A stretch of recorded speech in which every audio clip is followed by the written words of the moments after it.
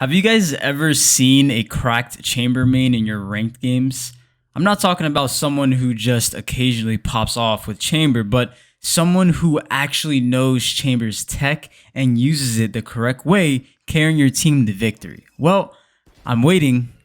No? Well, the reason why most of you said no is because chamber's tech and utility is a lot harder to use than people think, which is why you see a lot of bottom frag chambers in your ranked games. This is an agent to where you need to go all in when learning his abilities. Chamber has such a high skill ceiling, and we're going to show you exactly how to master this deadly sentinel. But before we do, 80% of you guys are not yet subscribed. Guys, please subscribe, like, comment, share.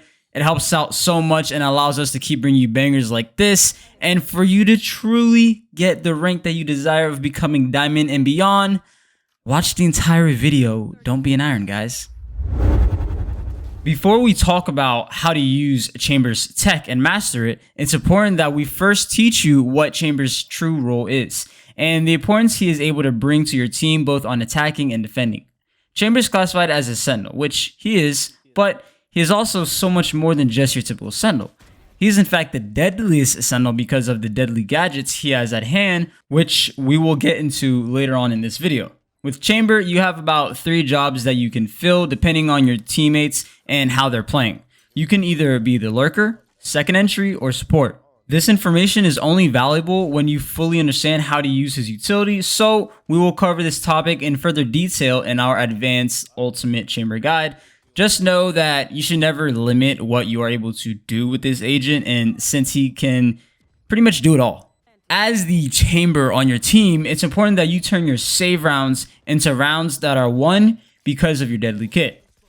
And you also need to know how to place your tripwires correctly so you may cover the flank for your team. You also must be able to hold down a site pretty much by yourself, or at least stall long enough so your team has enough time to rotate over to you. If you are holding a site as chamber, you should achieve the following. Get 1 kill and teleport out site, giving your team the 5v4 man advantage while being able to retake with all 5 players. Or hold site and toy with the enemy team long enough, giving your team enough time to rotate over to you, because you can't like just 1v5 unless you're like 10s or something like that. Or you can just try to completely escape the site, just relaying the information to your team that, hey, the enemy team is for sure 100% definitely coming to this bomb site. But before I give you any more information on Chamber's role, let's jump into his abilities before we teach you about the decisions you should be making in the game with Chamber, because you got to know the tech. Yeah, let's jump into the tech, guys. First, we will start with Chamber's amazing teleport ability, which is called the Rendezvous, but no one calls it that. By its original name. So let's just call it the TP. Okay. With Chamber's TP, you have the ability to almost instantly relocate to where your other TP beacon is placed. The reason why I say almost instantly is because it isn't absolutely instantly. Of course, you still have that half a millisecond to where an enemy can get that lucky 1 tap on you in just, milliseconds before you safely TP. So just be sure to practice your mechanics with Chamber so you can hit that TP button as fast as humanly possible under, immense pressure, because everyone knows, you guys, play under pressure in ranked, because ranked means everything to us since we're not pros. But typically you want to place down your TP beacons in a spot to where it's considered a danger zone, and then the second TP beacon that is in a safe zone. To better understand this, let's get into the map Ascent on a bomb site. All right. Now, this TP lineup is very basic. What you want to do is place 1 TP behind Dice in the exact spot I placed it here in the example, which will allow you to position yourself behind Dice and also Hell, or behind Generator. Okay.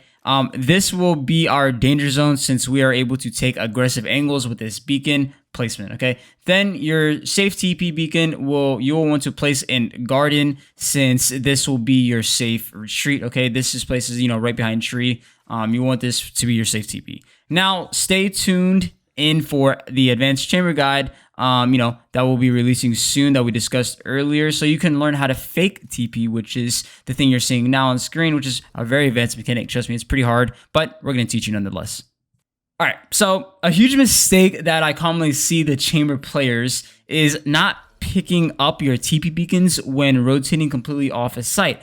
The reason why you don't want to just leave your TPs laying around is because there is a 20-second cooldown as soon as you either teleport or pick up one of your TP beacons, even if you have not yet TP'd.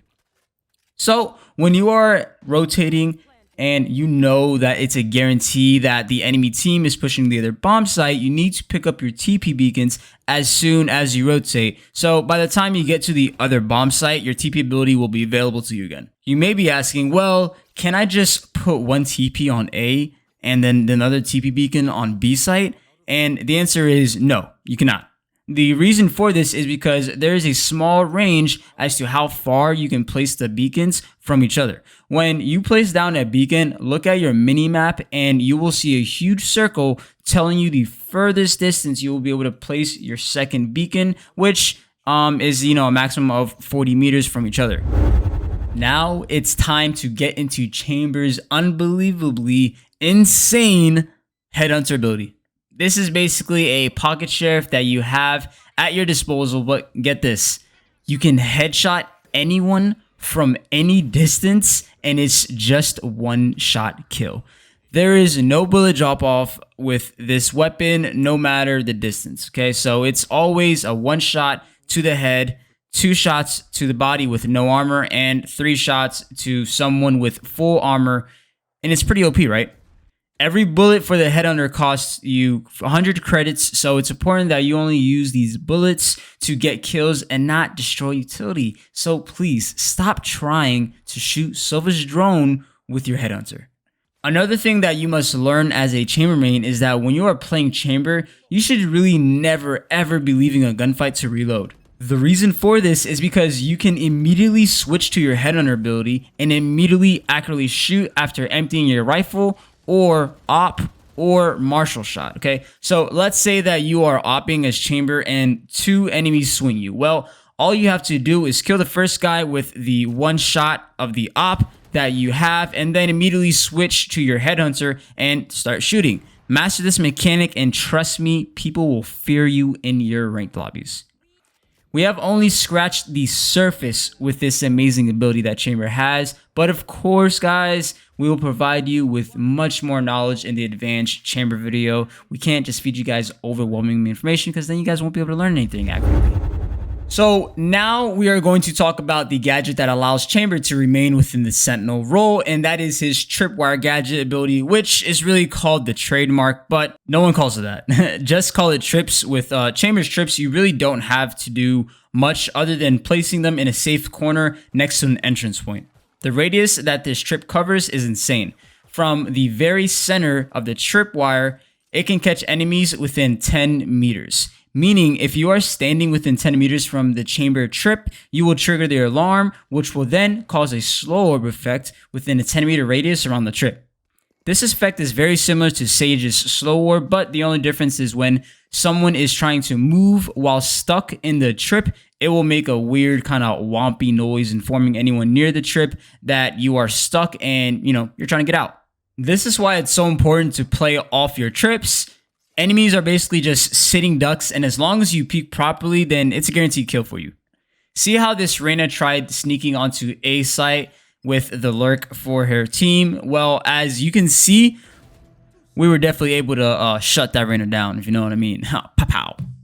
Also, don't make the dumb mistake of just placing your trip in the middle of the open. I most commonly see this on Icebox in their lower ranks when trying to cover the flank. Instead, guys, let me bless you. Please place it here where it's hidden and will still get anyone trying to flank. You must also understand that in the prep phase that you are able to pick up your trips and relocate them. But as soon as the round starts, you can no longer move your trips. Wherever you place them, that is where they will stay for the entire round. Okay, so we have taught you the basics of using Chamber's amazing abilities, but we have not yet shown you his amazing ultimate ability, which is pretty much the most overpowered weapon in all of Valorant. It's basically a martial operator, okay? It's the super op. You get it? Yeah. It's not actually called the super op, but it's still a cool nickname, okay? So the real name for Chamber's op is tour de force. I don't know, it's probably French, but whatever. But you know, but we're just going to call it Chambers Alt, okay? Chambers Alt, sorry. With Chambers Alt, you are able to shoot insanely fast while having pretty much forgiving movement and accuracy. It allows, you know, it basically follows the rules for a martial, but you know, it's a one shot anywhere on the body. So no matter the distance, no matter where you shoot them on the body, it's going to kill them like instantly. So yes, this means that, you know, you will one shot a dashing updrafting Jett, even if you shoot her in her, you know, leg.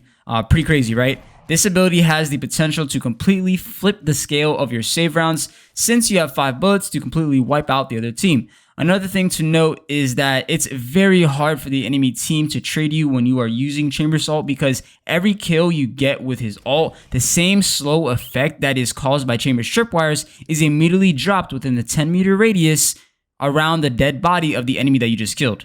And let's also not forget, when shooting this weapon, the sound is just so satisfying. Like, let's give it a listen.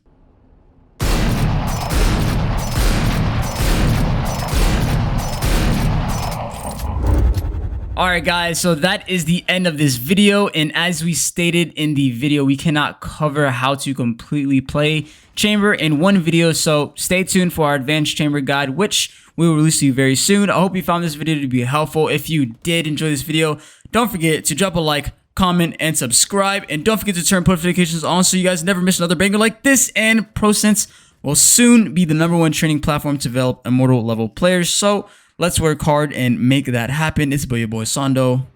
Peace out.